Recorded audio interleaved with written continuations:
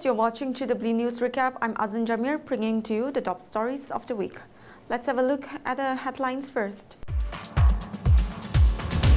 The government of India has lifted the protected area permit regime in Nagaland for 10 days, allowing foreign tourists seamless entry during the flagship festival beginning December 1. In a major breakthrough against synthetic drug trafficking, the Narcotics Control Bureau and Delhi Police Special Cell arrested a Naga woman from South Delhi after recovering 329 kg of methamphetamine worth rupees 262 crore from her residence in Chhatarpur. The Darogapatar Village Council has carried out a series of raids within its jurisdiction, sealing multiple illegal outlets and seizing liquor worth an estimated INR 2 lakhs. Thousands of demonstrators, including from the Roman Catholic Church clergy, protested in the Philippines today, calling for the swift prosecution of top legislators and officials implicated in a corruption scandal that has buffered the Asian democracy. And now the news in details.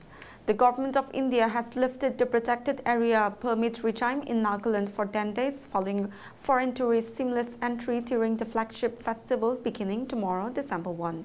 The Union Minister of Home Affairs, in an official communication to the Nagaland Chief Secretary, informed that the relaxation has been granted exclusively for the 26th edition of the Hornbill Festival, whose opening date coincides with the State Commemoration Day. The centre's decision to relax PAP comes in the wake of a series of requests from Nagaland government led by Chief Minister Dr. Neiphiu Rio, which had highlighted the festival's growing global pull, its significance for the state's tourism-driven economy, and the participation of 6 partner countries in cultural events, business roundtables, and networking programs. According to MHA, the BAP relaxation will remain in force from December 1 to 10 and will automatically end at midnight on December 10.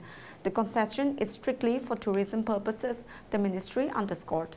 However, citizens of Afghanistan, China, and Pakistan, as well as foreign nationals of these origins, will continue to require prior approval from the MHA before entering Nagaland. While granting the temporary relaxation, the centre directed the state government to strengthen monitoring mechanisms for visiting foreigners during the festival. Foreigners registration officers and police authorities have been instructed to keep a close watch and take necessary action under relevant laws, including the Immigration and Foreigners Act, if any adverse activity is detected. 5 people have been arrested in connection with the death of a person at a rehabilitation center in Chumukedima district on November 26, the Dimapur Commissionerate of Police said in a release. Among those arrested are 4 persons directly involved in the incident, along with the owner of the rehabilitation center. All are currently in police custody. Taking moto cognizance of the case, Dimapur Police registered an FIR at Dibupar Police Station against the Yeshu Arms Wellness Foundation located at Chike Village, Block 6, and initiated a detailed investigation. Police said around 3 p.m. on November 26, Dibupar Police Station received a call from Referral Hospital regarding a dead body brought in from the rehabilitation center. A police team immediately visited the hospital, where the duty doctor confirmed that a person had been brought dead. The deceased has been identified as Pradeep Basumatri, 46 years, son of Lamputor Basumatri, a resident of Uriamghat under Kolahat district of Assam. Preliminary examination revealed visible marks of physical assault, including multiple bruises on both lower limbs and buttocks, as well as injuries on the legs, left cheek, and left hand. The body has been shifted to Dimapur District Hospital for post-mortem. The case is being investigated thoroughly, with all forensic and procedural steps being documented to ensure swift prosecution, it stated. Alongside the criminal probe, police have launched a parallel inquiry into the rehabilitation center's functioning, examining its licensing status, operational compliance, and whether it has adequate in-house medical support, including qualified mental health professionals. The expanded investigation aims to ensure accountability and verify whether the facility was operating within mandated norms, it added. In a major breakthrough against synthetic drug trafficking, the Narcotics Control Bureau and Delhi Police Special Cell arrested a Naga woman from South Delhi after recovering 329 kg of methamphetamine worth rupees 262 crore from her residence in Chhatarpur recently. The seizure, among the largest of the meth in the capital, was made during Operation Crystal Fortress, an intelligence-driven operation aimed at dismantling a transnational cartel suspected to be linked to a foreign kingpin wanted in last year's 83 kg cocaine case in Delhi. 2 people have been arrested so far, including Esther Kinimi of Nagaland, who investigators say recently managed one of the cartel's narcotic consignments. Kinimi's arrest followed an earlier breakthrough the same day when officers picked up Shane Waris, 25, a sales manager from Amroha in Noida's Sector 5. Waris has allegedly been operating on his handler's instruction using fake SIM cards and encrypted apps such as WhatsApp and Zangi to run the syndicate's operations. During interrogation, he admitted to his role and provided detailed information about Kinimi, including her address, contact numbers, and operational activities. Acting swiftly on his inputs, NCP teams raided Kinimi's residence in Chhatarpur Enclave Phase 2, where they found the massive methamphetamine consignment. She was immediately arrested with assistance from Nagaland police. Preliminary investigation indicates the duo were part of a wider synthetic drug network controlled by foreign operators. Authorities are now coordinating with international agencies to trace the alleged kingpin and push for his deportation to India. The Ministry of Home Affairs said preliminary investigation indicates the cartel was operating through multiple couriers, safe houses, and layered handlers, with Delhi being used as a key hub for distribution both within India and overseas. Efforts are underway in coordination with international enforcement partners to secure his deportation to India to face legal proceedings, it added. The Tarokapatar Village Council has carried out a series of raids within its jurisdiction, sealing multiple illegal outlets and seizing liquor worth an estimated INR 2 lakhs. According to the council, their operations were conducted on November 22, 24 and the 26th by TVC members along with youth and business organizations under the supervision of the conference, where 15 illegal liquor outlets were sealed during the coordinated efforts.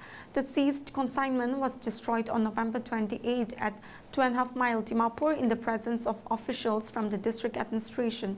The chairman of TVC said that the council had issued prior notification 2 months earlier, warning against sale of liquor and asking housing owners not to accommodate individuals engaged in the trade. He questioned the state government, particularly the excise department and police, over what he described as their failure to enforce the Nagaland Liquor Total Prohibition Act. The council, he said, was compelled to step in after authorities failed to carry out their assigned duty. The destruction comes at a time when the debate on lifting the NLTB Act has intensified, led by the Naga Council Dimapur and the Dimapur Urban Council Chairman Federation. The government of Nagaland has submitted revised and updated comments to the Union Ministry of Home Affairs on the points of the draft memorandum of settlement for the proposed Frontier Nagaland Territory Authority. Citing the Home Department political branch on November 25, the state TIPR informed that the updated and revised comments on draft MOS 3 are a culmination of various meetings. This included tripartite meetings between the Government of India, the GON and the Eastern Nagaland People's Organization, as well as meetings between the ENPO and state government officials, along with the Cabinet's decision on this matter from time to time, it added. The Assam Assembly passed the Assam Prohibition of Polygamy Bill 2025 that prescribes stringent punishment for offenders. Assam moves with resolve. Women's rights will not be compromised, though the Assam Prohibition of Polygamy Bill 2025 will secure legal protection, strict penalties and real accountability, Chief Minister Himanta Biswa Sarma said. The bill will now be sent for the President's assent. Sarma said the government had earlier set a target to ban polygamy and child marriage. The polygamy bill proposed 7 years of rigorous imprisonment for the offenders, ban on contesting Panchayati Raj institutions, urban local bodies and any other such elections, and deletion of names from the list of beneficiaries of government schemes. The convicts will not be entitled to public employment or appointments and will also be denied benefits under any government-funded or government-aided scheme. The law, however, will not apply to the 6 scheduled areas and to the members of any scheduled tribe community. It further states that anyone found committing the offence by concealing a previous marriage will face imprisonment for 10 years and a fine. If the offence is repeated after conviction, the offender will face double punishment. The bill also states that village chiefs, qazis, barons or legal guardians of a party to a polygamous marriage who dishonestly or fraudulently conceal information and intentionally take part in its performance or solemnization shall be punished with imprisonment of up to 2 years and a fine of up to Rs 1 lakh. The bill says women who are victims of polygamy may approach the competent authority to claim compensation. Thousands of demonstrators, including from the Roman Catholic Church clergy, protested in the Philippines today, calling for the swift prosecution of top legislators and officials implicated in a corruption scandal that has buffeted the Asian democracy. Left-wing groups led by a separate protest in Manila's Man Park with a blunt demand for all implicated government officials to immediately resign and face prosecution.